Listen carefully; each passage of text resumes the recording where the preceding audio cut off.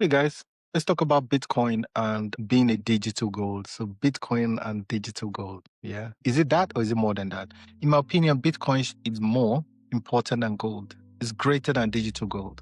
And I'll tell you why. So who am I? I'm the CEO of Orukka. Orukka has a smart payment ring. So we allow users start to pay with their rings. Okay. So that means if you, again, instead of walking around with this heavy wallet, I remember when crypto walked through the door, right? This was about I remember I was a Credit Suisse at the point, right? So Credit Suisse, again, I'm one of the top banks in Switzerland. I lived in Switzerland at the time. And then I think it came up and I remember looking at it and the first thing that came to mind was this is going to be a P2P payment. So I looked at it and I went, whoa, this is going to take over banking. That was it. It was P2P because it was immutable. That means you're not relying on the bank and trusting the bank that there's a back to one back. You can see it that you've paid. You can see it that the other person has received. It was transparent, was open source. You can't say that the government put it there. People that are arguing that maybe the CIA that put it in there, you can't say the CIA because it's open source. The CIA put it out there and it's now open source, then it's open source. It's no longer for the CIA. It's not for everyone. Whoever Satoshi is, it's open now, okay? So that's the idea. So I saw it and I thought it was the coolest idea ever, okay? And I was like, wow, this is going to take over banking. But what then happened was it just stalled. The last few years, it stalled. For what? Why is the question? It's stalled because people are comparing it to gold. It came out P2P payment. It said it clearly. I read the white paper. Okay, I remember I had to go in. I'm such a geek that way. Obviously, I still fly a lot. So all I do is just sit there instead of, well, after you watch a few movies, you can only watch so many crap movies. So what you do is you end up having to read. It should be for payment. P2P payment. It's done for payment. What's happened now? People are now amassing it. Okay, and the risk you hold with that then is you get into a wealth management side of things. So you either use something for payments, which you see with dollar. So the dollar, the FX market is predominantly driven by transactions, by the economy. So if you look at your euro to FX rate, and so euro to dollar rate, the cable, or dollar to yen, any of those transactions is driven. You can see the transactions. You can see, okay, wait, the economy is going this way.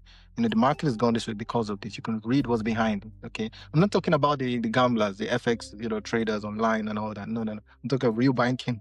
If you go into a market, if you go into Goldman Sachs, if you go into any of the banks that actually trade crypto, the FX traders. The FX traders are driven specifically by the underlying currencies. Okay, and the underlying currencies are driven by transactions. The dollar is very strong today, not because of people argue that it could be because of the future. No, it's because there are 300 million people using that currency, the US dollar. You pay with the dollar. The US are in a lot of wars. Okay, they fund a lot of wars at the moment. They fund a lot of transactions that they help the world, but they help the world, and people think it's about that. It's not about that. It's about the dollar. Because if they go ahead and they're stationed, if US government is stationed in Nigeria, guess what they're paying in? They're not paying in naira. They're paying in dollars. So their currency is what's driving that economy. The same thing as well with any currency. When they come in here, when the US dollar and the US Army, I think they've got a huge one in London, so I'm in the UK at the moment. They've got a UK one as well, right?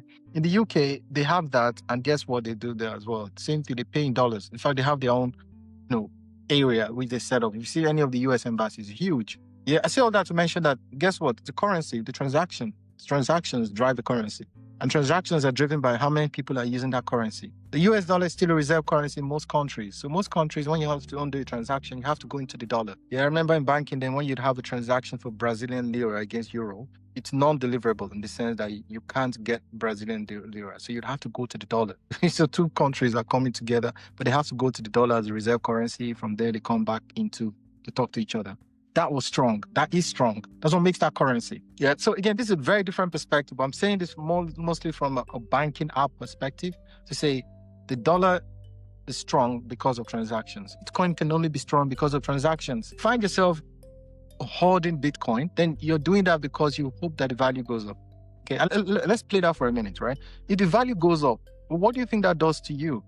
It's nothing, because if the dollar crashes and your Bitcoin goes up, then everything you're going to buy goes up anyway, so that you're still in the same phase. I mean, you've got more Bitcoin, thankfully, because you bought it cheaper. But either way, the economy is still going down and you still have to pay in the dollar. So you'd have to convert your Bitcoin back to dollars to spend anyway. You see what I mean? So that the idea that you're holding the Bitcoin because the value goes up, while you get a marginal return, you're better off if Bitcoin is used. Yeah, that's one point. It has to be used. If you're going to prove which people say is the store of value, yes, it's the store of value like gold. But guess what?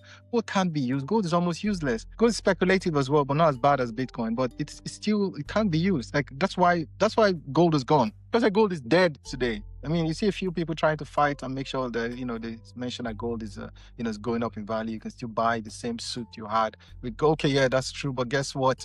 If it really is, you won't be crying for people to buy it. People would buy it naturally. Yeah, and it's very eclectic, right? So gold is not, gold is not there where it used to be, right? So what you want to do is do not compare Bitcoin to something that is dying. That's my idea, right? So gold is dying. So like we all know that it's been around for 2,000 years, but guess what? It's on its end. No one's using it anymore. No one's using gold. So if no one's using gold, guess what? And then you're saying Bitcoin is a new gold. That means you're only putting it as far back as gold.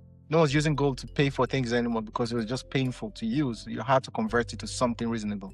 That's why people turn to paper money, because gold is gone.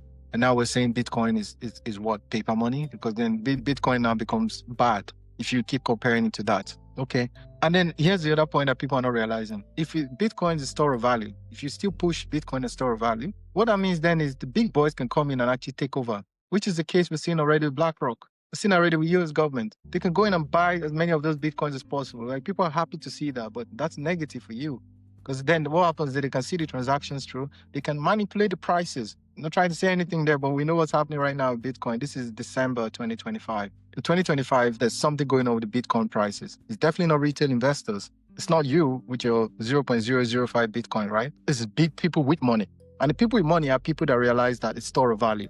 If it's used for everyday transactions, even the government will be like, whoa, rather use our cash. But if you're using it for everyday transaction, that means you're bringing up the value of what you have, because you use it and then you replenish it. You use it and you replenish it.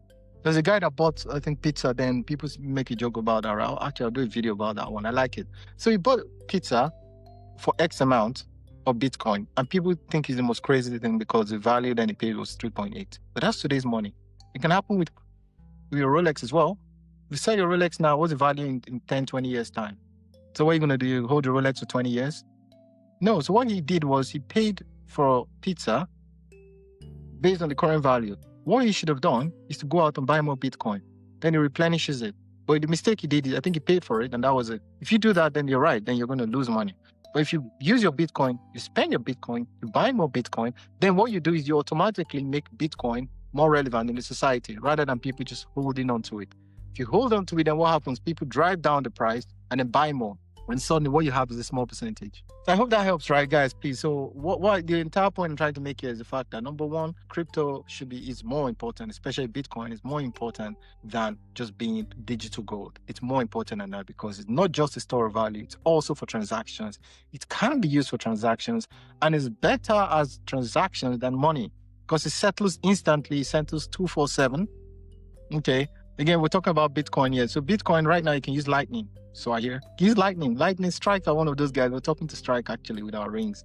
So Strike settles instantly. So what's the excuse? You can use instantly, and that means it's better than money. That means it's better than banking.